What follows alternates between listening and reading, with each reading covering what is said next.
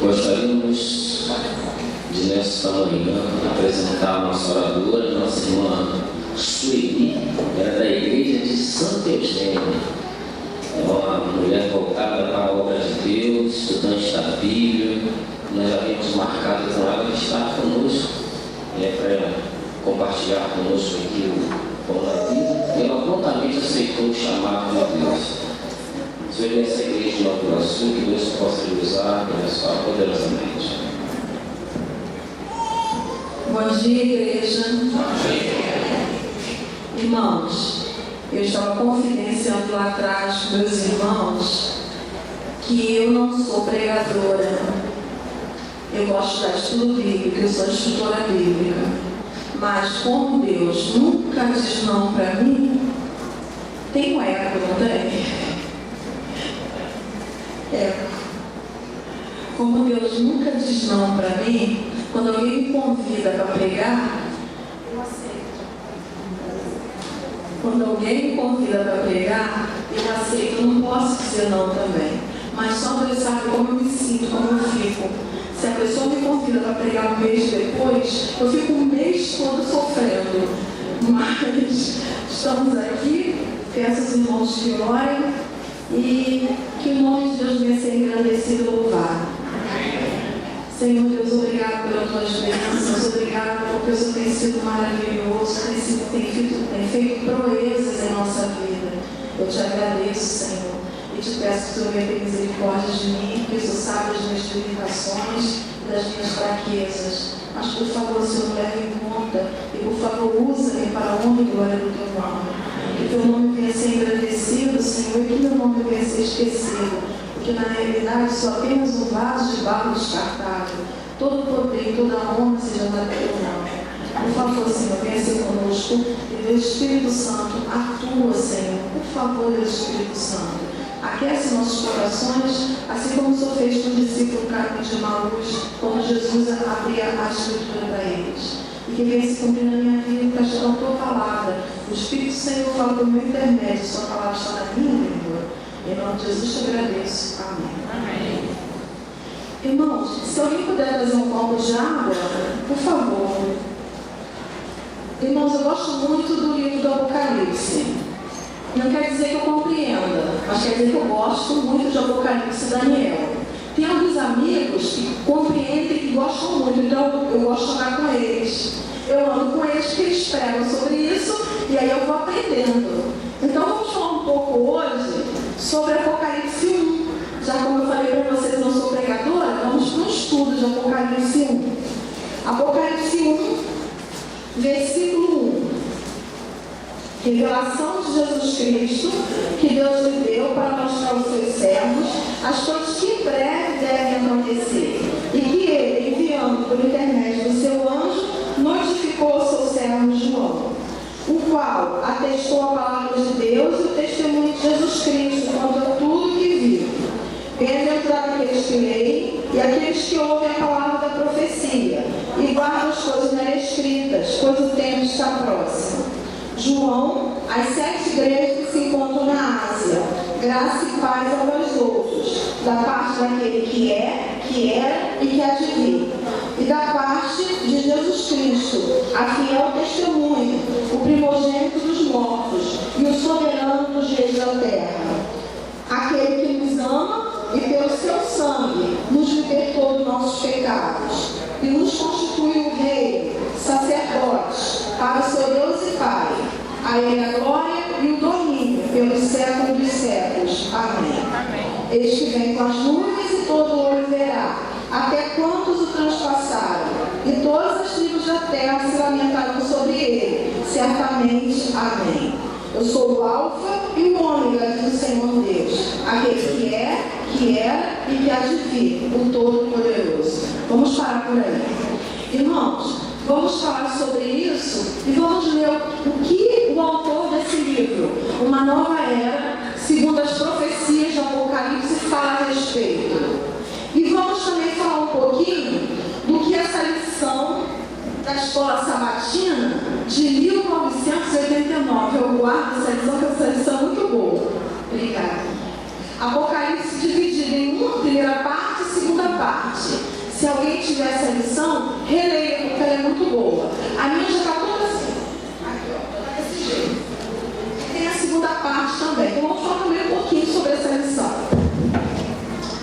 No início, a irmã White diz assim: as solenes mensagens que foram dadas em sua ordem no Apocalipse devem ocupar o primeiro lugar no espírito do povo de Deus. Não devemos deixar que qualquer outra coisa nos domine a atenção.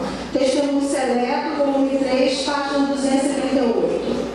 Quando nós, como um povo, compreendemos o que este livro para nós significa, vê-se há entre nós grande reavivamento. Não compreendemos plenamente as lições que ele ensina. Não obstante, a ordem que nos é dada é de examiná-lo e estudá-lo. Testemunho para ministro, página 113. O conselho da nossa irmã é que estudemos o Apocalipse.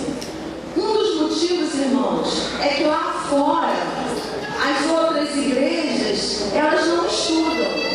E o que a gente ouve dizer é que, geralmente dizem, que só quem entende o Apocalipse são doutores, pastores, PhDs, pessoas desse o Apocalipse. O leigo, como nós, não entende. Entende, irmãos, entende. É por isso que ela está falando para nós como povo de Deus. Nós que temos essa mensagem, nós como povo exclusivo de Deus, nós como Israel espiritual, nós devemos pregar essa mensagem. O Apocalipse, irmãos, é verdade presente, é mensagem presente. Apocalipse 14 fala das 3 mensagens angélicas. Quem é que prega essas 3 mensagens angélicas? Nós, como povo de Deus. O povo lá fora prega? Não, irmão, não prega. Quem prega somos nós, verdade presente. E se foi dado para nós o privilégio de pregar essa verdade, então nós precisamos desse conhecimento para transmitir. Porque se nós, como povo de Deus, a quem foi dada essa mensagem não transmitir, quem vai transmitir? Apocalipse 13, a marca da besta. Dizem tanta coisa sobre a marca da besta. Quem conhece a verdade sobre esse assunto? O Israel espiritual de Deus. Vocês lembram, irmãos, quando Jesus estava conversando com a mulher samaritana? E a mulher samaritana fala para ele assim: onde nós devemos adorar a Deus? Jerusalém ou no Monte Gerizim? Aí Jesus fala para ela: nem Jerusalém nem no Monte Gerizim. Deus é Espírito e importa que seus adoradores adorem o Espírito em verdade.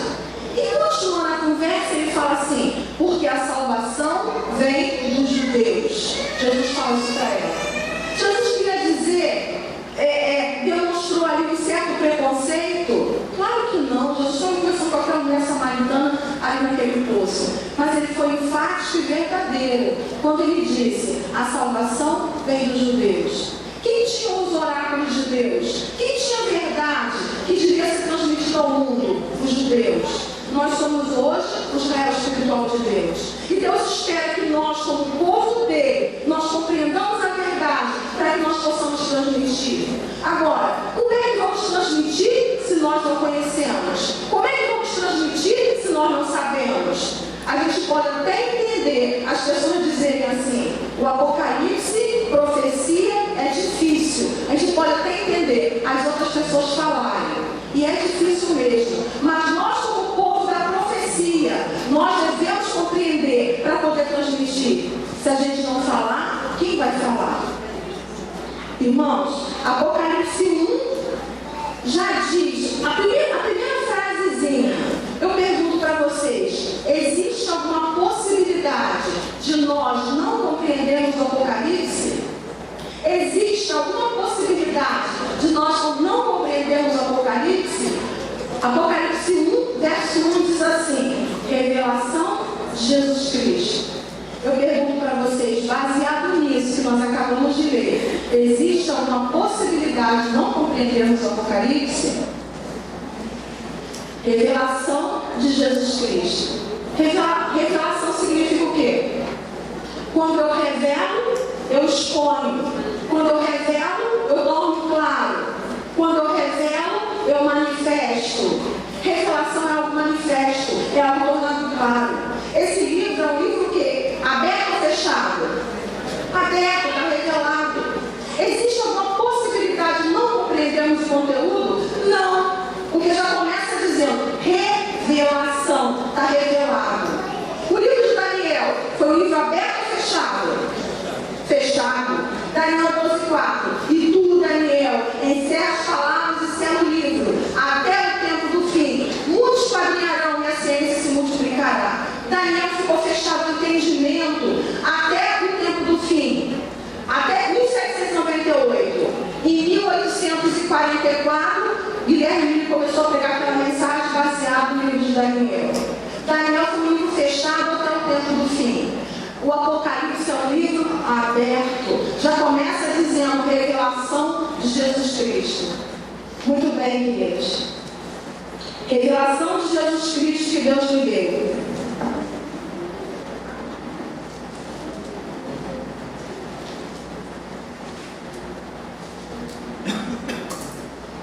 Revelação de Jesus Cristo que Deus me deu para mostrar aos seus servos. Sueli, mas o livro é difícil de compreender.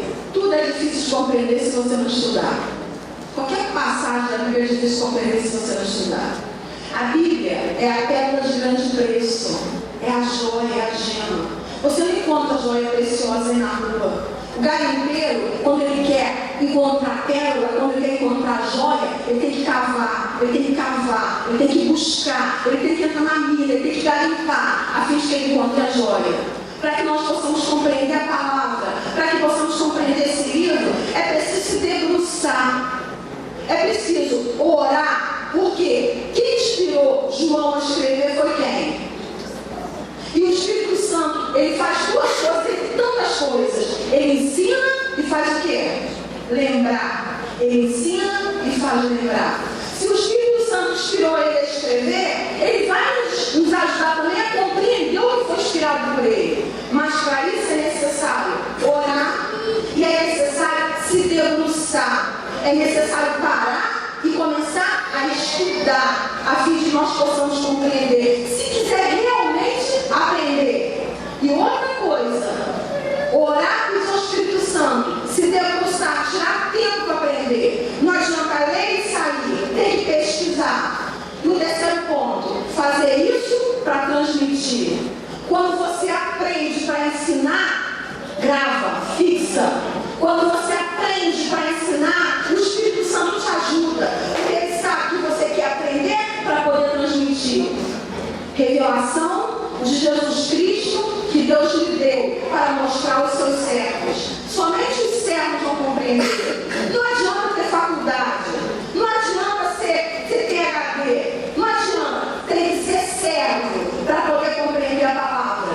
Revelação de Jesus Cristo que Deus lhe deu para mostrar aos seus servos as coisas que em breve devem acontecer e que ele, enviando por intermédio do seu anjo, notificou o seu servo João.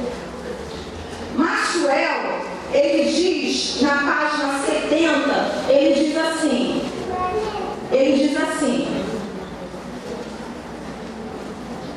indubitavelmente o anjo era Gabriel, o poderoso ser, amigo das criaturas humanas, que foram portador da mensagem divina a Daniel, nas grandes profecias do capítulo 8 e 9 de seu livro, e que também aparecera a Maria, comunicando-lhe o futuro nascimento de Jesus.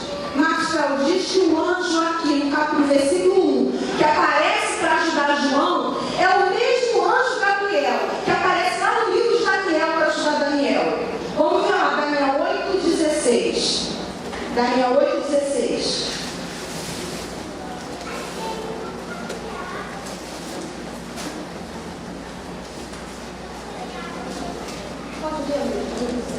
Daniel 8,16.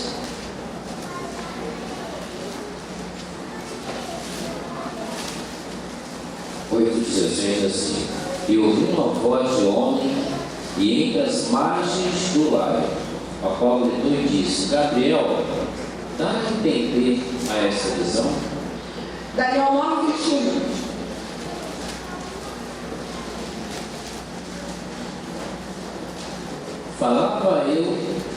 Falava ainda na oração, quando o homem Gabriel, que eu tinha observado na minha visão ao princípio, veio rapidamente voando e me tocou a hora do sacrifício da tarde.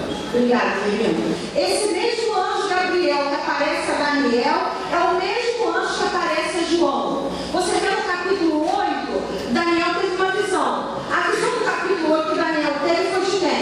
Vocês lembram? Capítulo 8, a visão de Daniel. A visão de quê? Carneiro e o bode.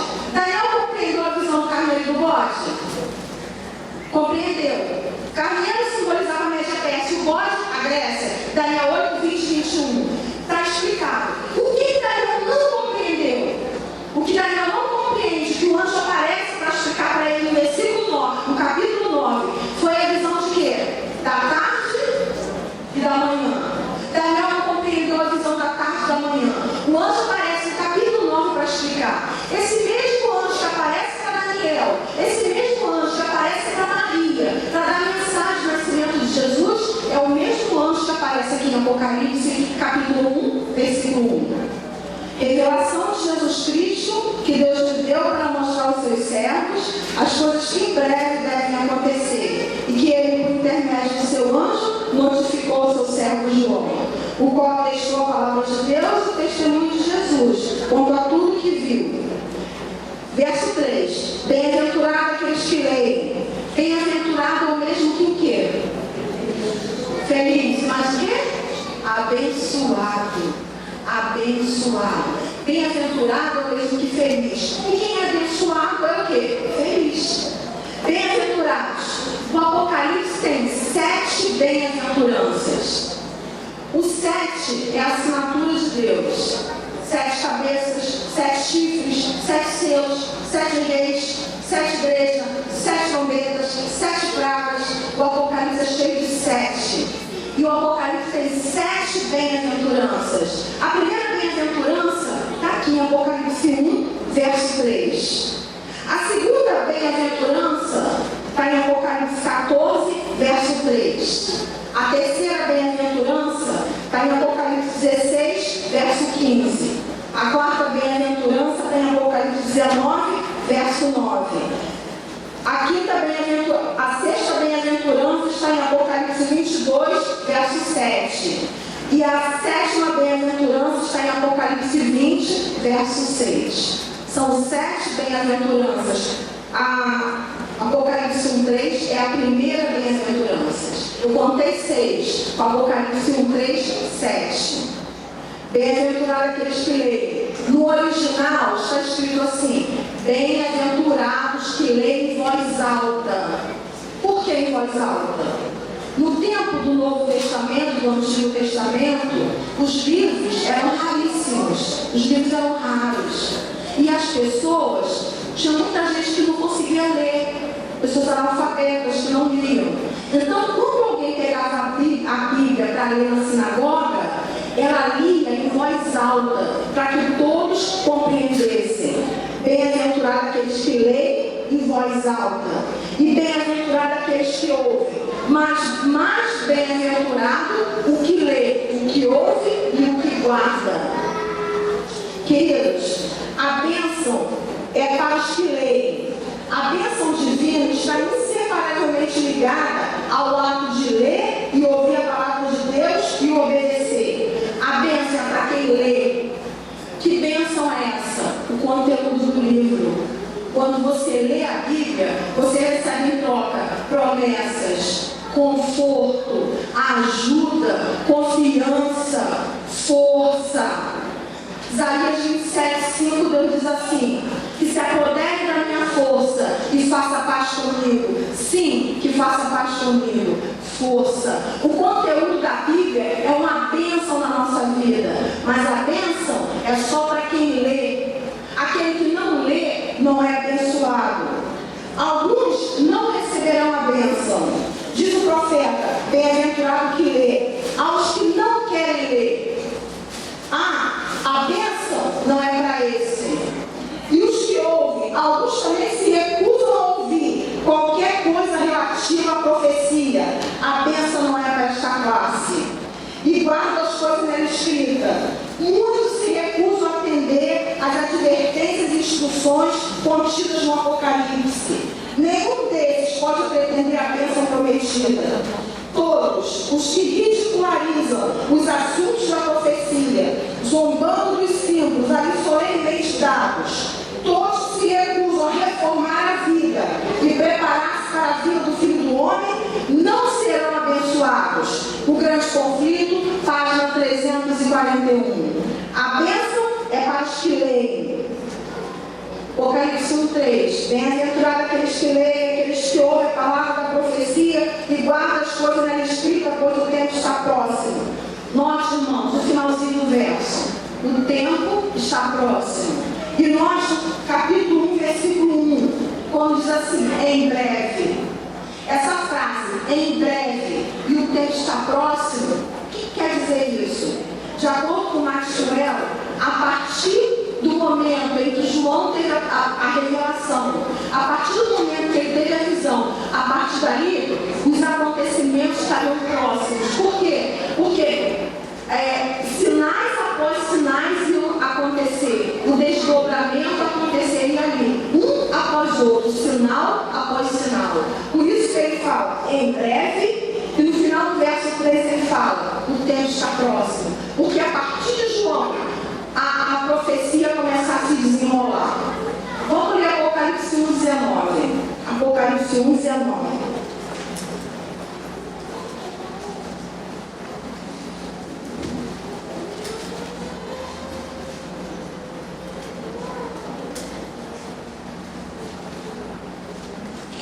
Escreve, pois, as coisas que viste, e as que são, e as que hão de acontecer depois desta.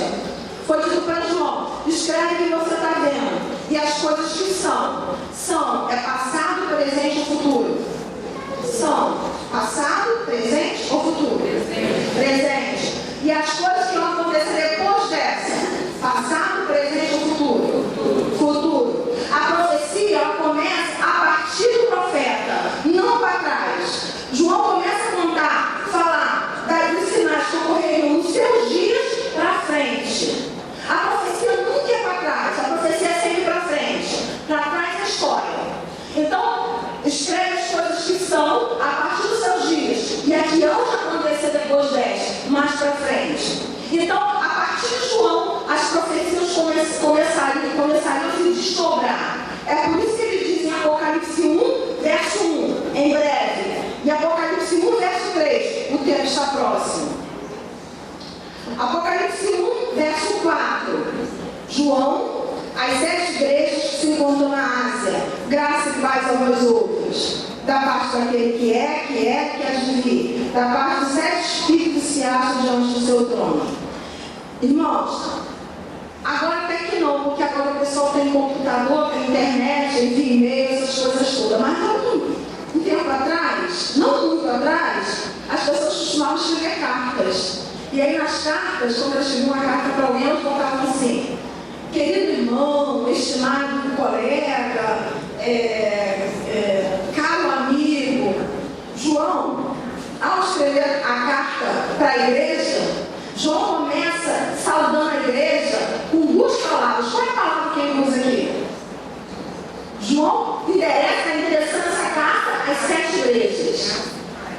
O que João diz? Graça e paz. João começa dizendo assim: graça e paz a vós outros.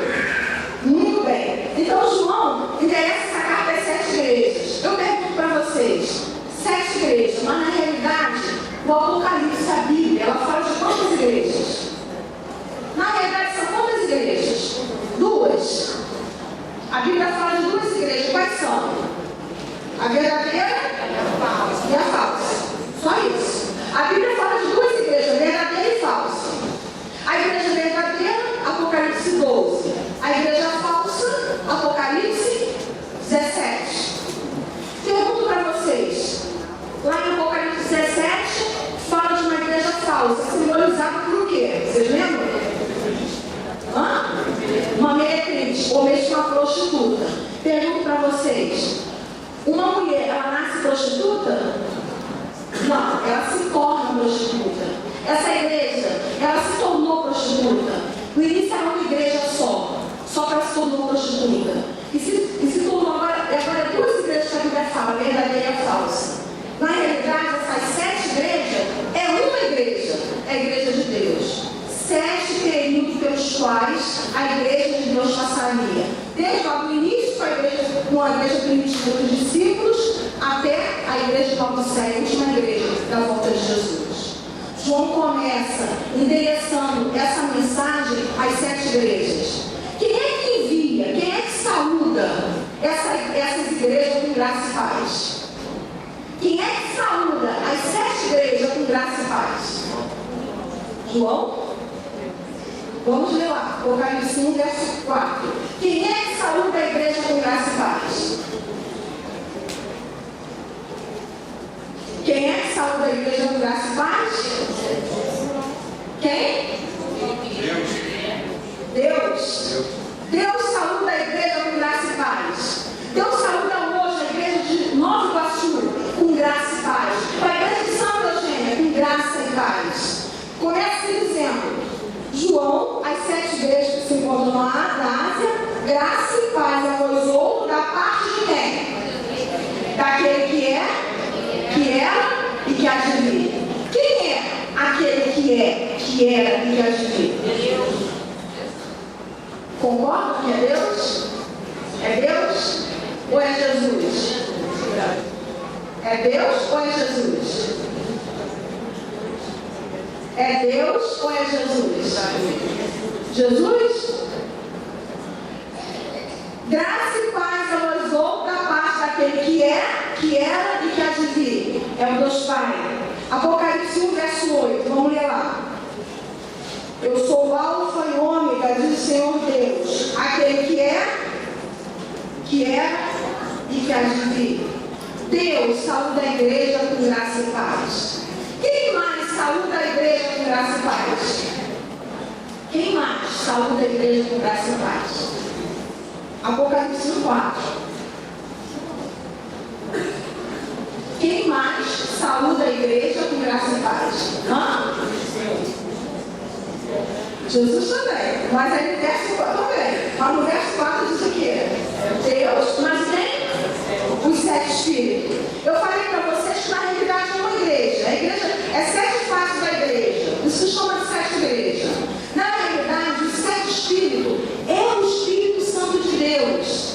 É a obra perfeita que ele realiza ao redor da terra em favor de nós, em favor do povo de Deus. 7 espíritos, o 7 simboliza perfeição, inteireza, plenitude. É a obra perfeita que ele realiza. Quem é que saúda a igreja com graça e paz? O Espírito Santo. Quem mais saúda a igreja com graça e paz? Apocalipse 1, verso 5. Da parte de Jesus Cristo, a fiel testemunha, o primogênito dos mortos, soberano dos reis da terra. Quem mais saúda a igreja com graça e paz? Jesus. Jesus saúda a igreja com graça e paz. Queridos, mas nesse tempo, o próprio apóstolo Paulo, ele também saudava a igreja com graça e paz. Paulo também falava lá em Romanos 1,7, Paulo saúda a igreja com graça e paz. Em 1 Pedro 1,2, Pedro saúda a igreja com graça e paz. Em 2 João 3, João saúda a igreja com graça e paz. O que vem a ser graça? O que é graça? A gente define graça como favor imerecido, não é isso? Graça é a mesma palavra, você fica esse calor. A gente saúda que graça, é favor imerecido. Algo que a gente não merecia. Efésios 2, 8 a 10 diz o quê? O que diz Efésios 2, 8 a 10? Pela graça, sois salvos mediante a fé. E isso não vem de vós, é dom de Deus. Não de obras para que merece gloria. Graça é favor merecido. Graça é a bondade de Deus. E paz. O que vem a ser paz? Paz é quando compreendemos que Deus nos perdoou e quando perdoamos nossos inimigos. Isso aí que eu falei, irmãos, está escrito aqui no desejar, aqui no Uma Nova Era, segundo as profecias de Apocalipse. Maxwell fala isso. Paz é quando compreendemos que Deus nos perdoou e quando perdoamos nossos inimigos. Irmãos, lembra daquele paralítico que os amigos desceram com ele? Quando Jesus estava naquela casa ensinando, aqueles 4 amigos do paralítico desceram com ele para que Jesus pudesse curá-lo. Vocês lembram que quando Jesus viu o paralítico, o que Jesus fez? Jesus imediatamente curou a paralisia dele, não foi esse? O que ele fez primeiro? Perdoou os pecados ou curou a paralisia? Perdoou os pecados. Ele tinha necessidade de paz. Gente, é horrível o sentimento de culpa. É horrível. Tem pessoas que têm tanta coisa, mas não têm paz. Aquele rapaz, o Robin Williams, aquele ator de sucesso. O rapaz tinha sucesso, o rapaz tinha dinheiro, o rapaz tinha fama. Se suicidou. Gente, as pessoas precisam de paz. E a paz só Jesus pode dar. Ele diz assim: a minha paz vos dou. Não vou lá dou como dá o mundo. As pessoas aí fora às vezes pensam que para ter paz precisa de dinheiro, precisa de um bom emprego, precisa de carro, de uma casa. Isso não dá paz para ninguém. Tanta gente se mata com tudo isso. A paz tem um nome. A paz é Jesus. E Jesus quer dar essa paz para a sua igreja. E Ele dá essa paz, Ele saúda a igreja com essa paz. A paz é isso. É quando compreendemos que Deus nos perdoou e quando perdoamos aquelas pessoas que nos ofenderam. Querido, nós vamos ficar até o versículo 8, mas para ficar no versículo 8 precisaremos de uma vigília inteira. Então nós vamos parar aqui no versículo 3, quando vem dizendo, versículo 4, João, as 7 vezes que o encontro na Ásia, graça e paz a vós outros, da parte daquele que era e que há de vir. E da parte dos 7 espíritos que se acham diante do seu trono. E da parte de Jesus Cristo, a fiel testemunho do primogênito dos mortos, e o soberano dos reis da terra. Jesus recebe 3 nomes aí. Quais são os nomes que ele recebe? Em Apocalipse 1, verso 5. Da parte de Jesus Cristo.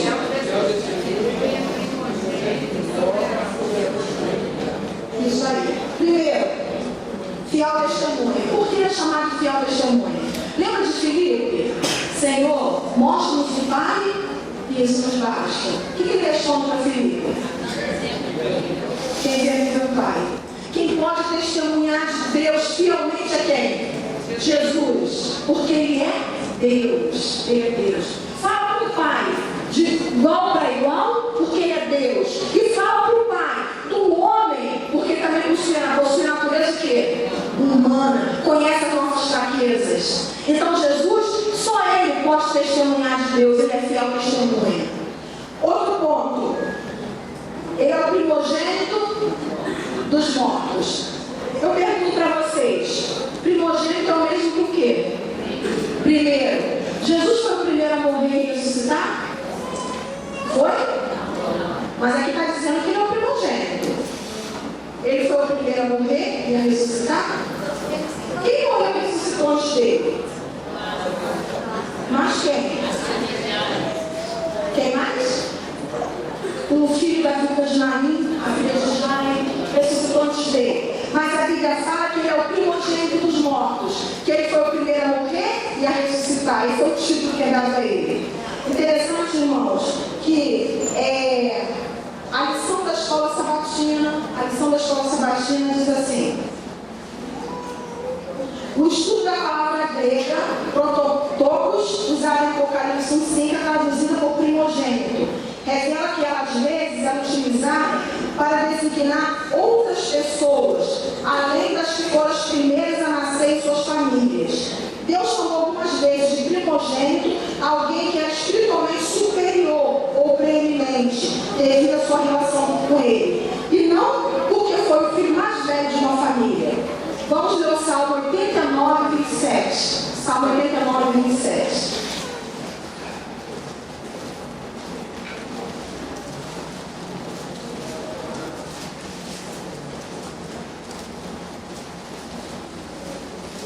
Salmo 89, vamos começar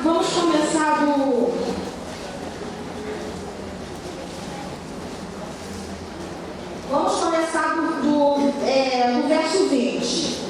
Encontrei Davi meu servo, Salmo 89, verso 20. Encontrei Davi meu servo, com meu santuário ungido. A minha mão será firme com ele, meu braço fortalecerá. O inimigo jamais te surpreenderá, nem o há de afligir o filho da perversidade. Esmagarei diante dele seus adversários e ferirei os que o odeiam. A minha fidelidade e a minha bondade vão te acompanhar. Em meu nome crescerá o seu poder. Porei a sua mão sobre o mar e a sua direita sobre os rios. Ele me invocará dizendo que és meu Pai, meu Deus e a rocha da minha salvação. Verso 27. Falou ele por isso meu primogênito, o mais elevado dos reis da terra. Davi era o primogênito? Não. Mas Deus considera o eleva a quê? A primogênito. Devido à sua relação com ele, devido à sua relação, à sua importância, à sua preeminência. Por que Jesus é chamado de um primogênito dos mortos? Se ele não foi o primeiro a morrer e ressuscitar, porque ele é o mais importante, a sua elevada posição. Por isso que Jesus é chamado de um primogênito. Irmãos, Lázaro ressuscitou porque ele haveria de ressuscitar.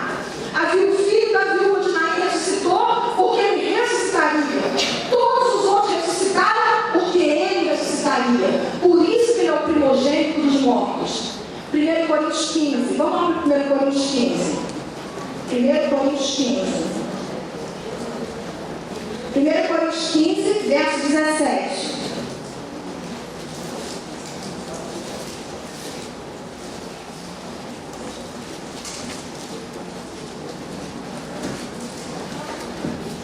E se Cristo não ressuscitou, é vã vossa fé, e ainda permaneceram os vossos pecados. E ainda mais, os que dormiram em Cristo pereceram. Verso 20. Mas de fato Cristo ressuscitou dentre os mortos, sendo ele as primícias dos que dormem. Visto que a morte veio por um homem, também por um homem veio a ressurreição dos mortos. Porque assim como em Adão todos morrem, assim também todos serão unificados em Cristo. Cada um, porém, por sua própria ordem. Cristo, as primícias, depois que são de Cristo na sua vinda. Cristo é o primogênito porque ele foi o mais importante. Todos ressuscitaram porque deveria de ressuscitar. E todos na sua ordem. Primeiro Cristo, depois quem? Verso 23. Cristo, depois quem? As primícias. Quem são as primícias? Cristo e as primícias. Quem são as primícias?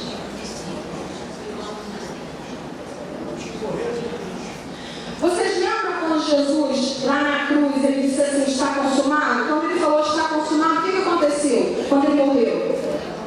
Houve um grande quê? Terremoto. O que aconteceu com os sepulcros? Se abriram. E quando Jesus ressuscita, o que aconteceu com aquelas pessoas que estavam mortas?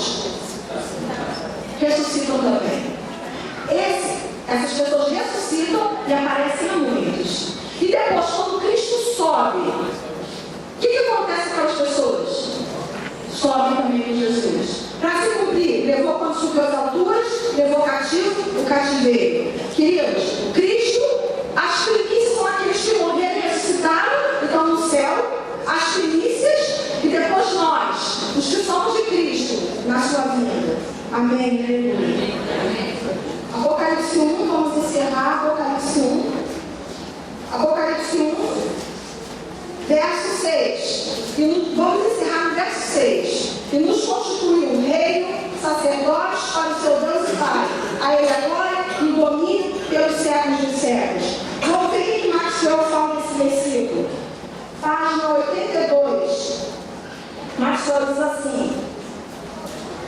Ele diz assim: quando João fala, nos constituiu reino, Maxwell diz assim: quando Deus conduziu os israelitas para o Egito, ele declarou que o povo lhe seria um reino de sacerdotes. Quando ele tira o povo do Egito, Deus diz que aquele povo seria um reino de sacerdotes. Ao final das 70 semanas de Daniel 9, 24 e 27, Deus instituiu uma nova nação que consiste dos cristãos de todas as raças, inclusive os cristãos judeus. A esta nova nação ele designa como sacerdócio real. Então, depois que o evangelho foi pregado a todos os gentios, Deus agora tem um povo dele espalhado por todo o mundo. A esse povo ele chama de reino. E nos constituiu reino, sacerdotes. Eu vou encerrar aqui porque o irmão falou sobre a intercessão, a mediação. Deus nos constituiu o quê? Sacerdotes. Deus nos constituiu sacerdotes. De que forma que você é sacerdote? Uma das coisas que o sacerdote fazia o quê? Hebreus. A irmã já falou. Vamos só conferir lá em Hebreus 7, 25. Hebreus 7, 25.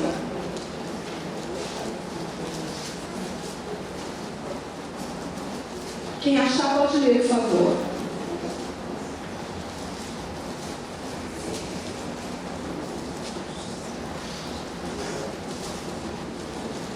Pode ler quem achar. Pode ler. E por isso ele pode, hoje e sempre, salvar as pessoas que vão a Deus por meio dele, porque Jesus vive para sempre, a fim de pedir a Deus em favor delas. E Jesus é o nosso quê? Sumo sacerdote. Só que ele te constituiu sacerdote também. Uma das coisas que o sacerdote fazia é o quê? Interceder. Você foi constituído sacerdote porque Deus quer que você interceda. Mas não é só interceder pelos amigos, é interceder mais ainda pelas pessoas que não querem saber de Jesus, pelas pessoas que não querem saber de você. Queridos, tem uma coisa chamada livre-arbítrio, e Deus respeita o livre-arbítrio. Quando eu oro por uma pessoa, meu fraco trombeta para avisar que o inimigo estava vindo. Agora, se eu está lá e eu dormisse no seu posto, o inimigo viria, a cidade se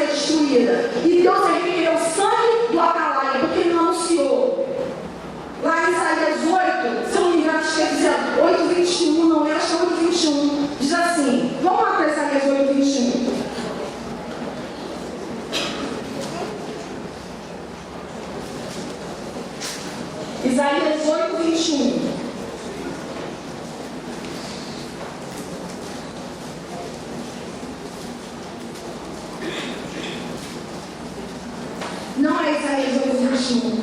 E eu queria tanto terminar esse verso é muito bonito. Isaías 21, não é 8:21, é 21. É 21:11. Isaías 21:11. Sentença contra do mar, gritam-me de Seir. Guarda, a que horas estamos da noite? Guarda, a que horas? As pessoas lá fora estão perguntando para nós, Adventistas, sobre o sétimo dia que temos a verdade. A que horas estamos da noite? A que horas?